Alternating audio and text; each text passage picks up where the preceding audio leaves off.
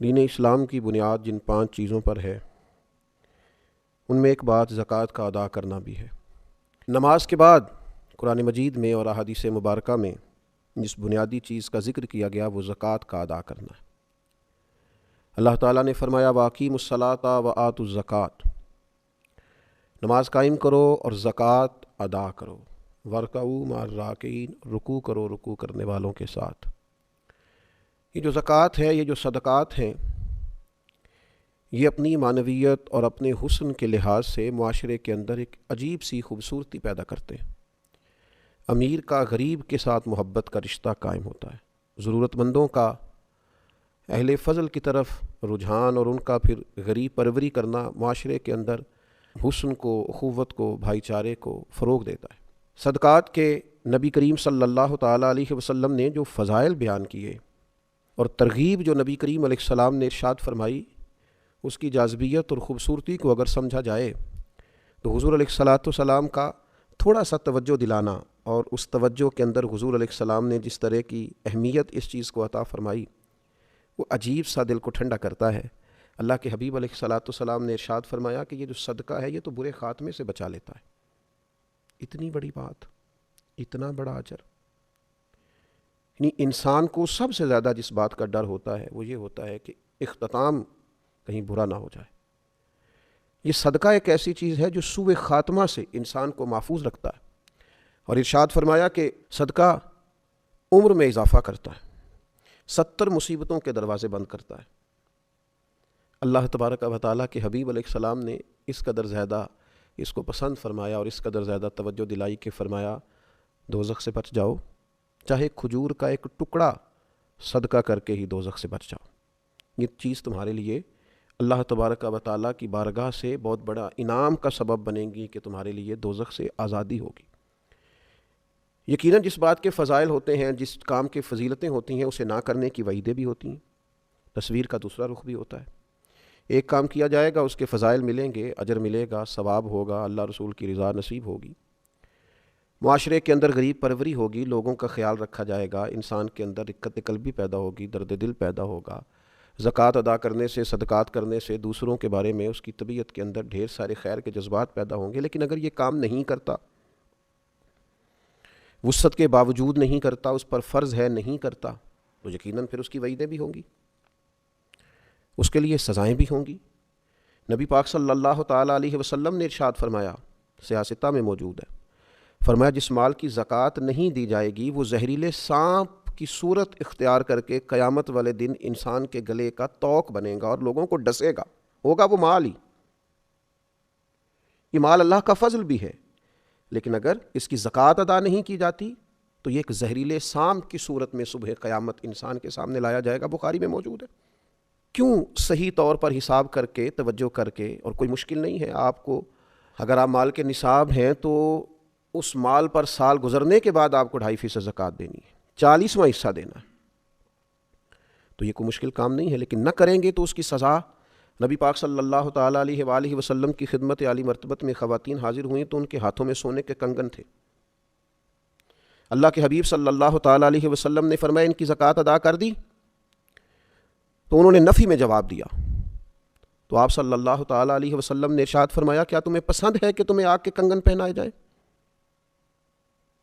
ڈر گئی، پریشان ہو گئی، تو اللہ کے حبیب علیہ السلام نے انہیں تاکید فرمائی کہ اس سونے کی جو تم نے ہاتھ میں پہنا ہے اس کی زکوٰۃ ادا کرو، ایسا نہ ہو کہ یہ آج تو تم نے سونے کے کنگن پہنے ہیں اور قیامت کے دن تمہیں آگ کے کنگن پہنا دیے جائیں۔ تو جو لوگ بھی مال کے نصاب ہیں، صاحب استطاعت ہیں، اور جن پر زکوٰۃ فرض ہے، وہ اس بات کا اچھی طرح خیال کر لیں کہ یہ زکوٰۃ مال کو پاک بھی کرے گی، فائدہ بھی کرے گی، اللہ کی رضا اور خوشنودی کا باعث بھی بنے گی، اور نہ ادا کریں گے تو ایک تو یہ کہ آخرت کے اندر اس کو یہ والی سزائیں ملیں گی کہ آگ کے کنگن پہنائے جا رہے ہیں اور مال سانپ بنتا جا رہا ہے۔ حضور علیہ السلام نے یہاں دنیا کے اندر بھی ارشاد فرمایا کہ خشکی اور تری میں جو تمہارا مال ضائع ہوتا ہے وہ زکوٰۃ ادا نہ کرنے کی وجہ سے ہوتا ہے۔ تو ایک تو بات یہ کہ زکوٰۃ ذمہ داری کے ساتھ ادا کی جائے، اس کام میں کسی قسم کی کوئی کوتاہی نہ کی جائے، کسی سستی کا شکار نہ ہوا جائے، لیت اللہ کا شکار نہ ہوا جائے، بہانے بازی نہ کی جائے۔ اس فرض کو فرض جانتے ہوئے انتہائی حساس مسئلہ سمجھتے ہوئے اس کی فوری ادائیگی کا اور احتیاط سے بندوبست کیا جائے۔ اور پھر یہ کہ اس کے جو آداب ہیں، جو ایک مسلمان کوئی بھی عبادت کرتے ہوئے کچھ آداب کا خیال رکھتا ہے، ان آداب کا بھی پوری طور پہ خیال رکھا جائے۔ سب سے پہلی بات تو یہ کہ زکوٰۃ حسن نیت سے ادا کی جائے۔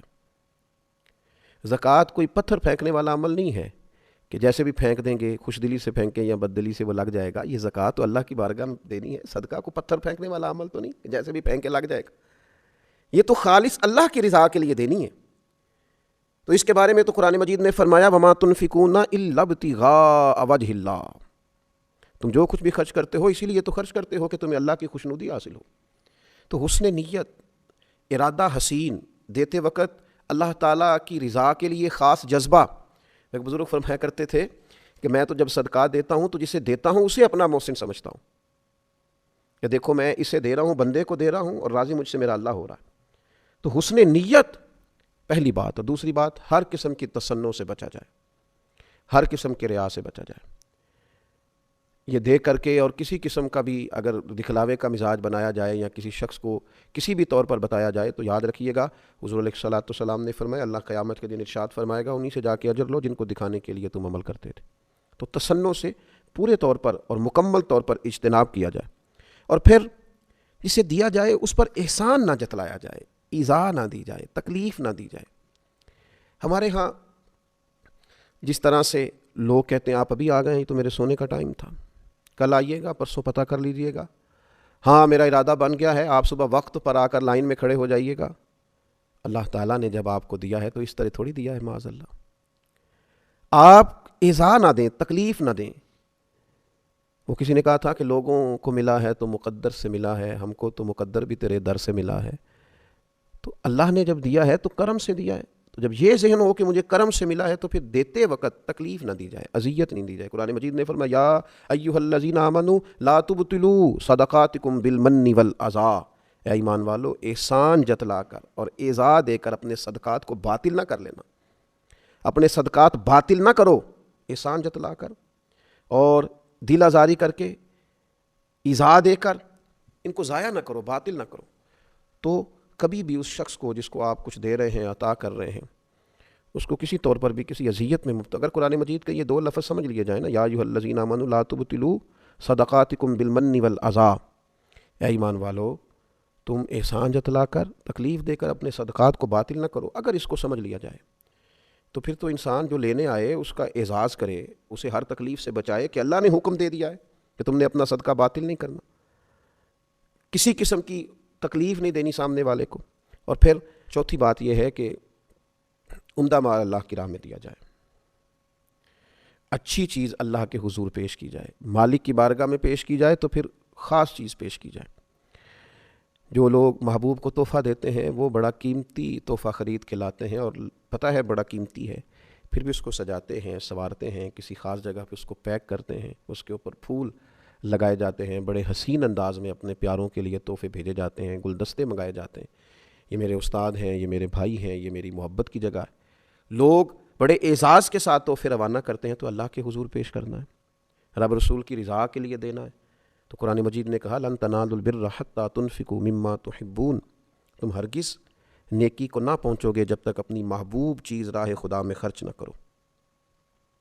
ایک شاعر نے بڑی خوبصورت بات کی تھی، اگرچہ اس نے نقشہ تو کربلا کا کھینچا ہے، لیکن اس نے کہا تھا لاش اکبر دی ویکھ حسین کیا، گل یار دی گلو نہیں لائی دیے، دائم سونے محمد دے نام اتوں سونی چیز وارنی چاہی دیے۔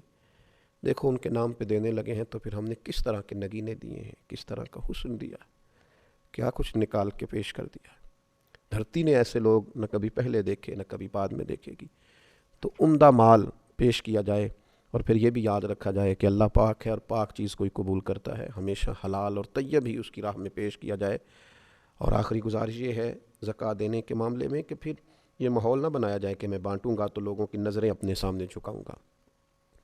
شکر گزاری لوگ میری کریں گے، اور بہت سارے لوگ ایسے ہوں گے جو میرے سامنے نظریں جھکاتے ہوئے گزریں گے۔ فرمایا انما نطعمکم لوجہ اللہ لا نرید منکم جزاء ولا شکورا، وہ تو تمہیں محض اللہ کی خوشنودی کے لیے کھلاتے ہیں کھانا، نہ تم سے وہ کوئی بدلہ چاہتے ہیں اور نہ یہ کہ تم ان کی شکر گزاری کرو۔ اللہ کے بندوں کی تو شان یہی ہے کہ وہ تمہیں جب کھانا کھلائیں گے تو اس لیے کھلائیں گے کہ اللہ راضی ہو، وہ تو نہیں چاہتے نہ تم کو جزا دو نہ تم ان کا شکریہ ادا کرو۔ تو اللہ تبارک و تعالی ہمیں ان خوبصورتیوں کو پیش نظر رکھتے ہوئے زکوٰۃ ادا کرنے کی توفیق عطا فرمائے۔ وما علیہ الا البلاغ۔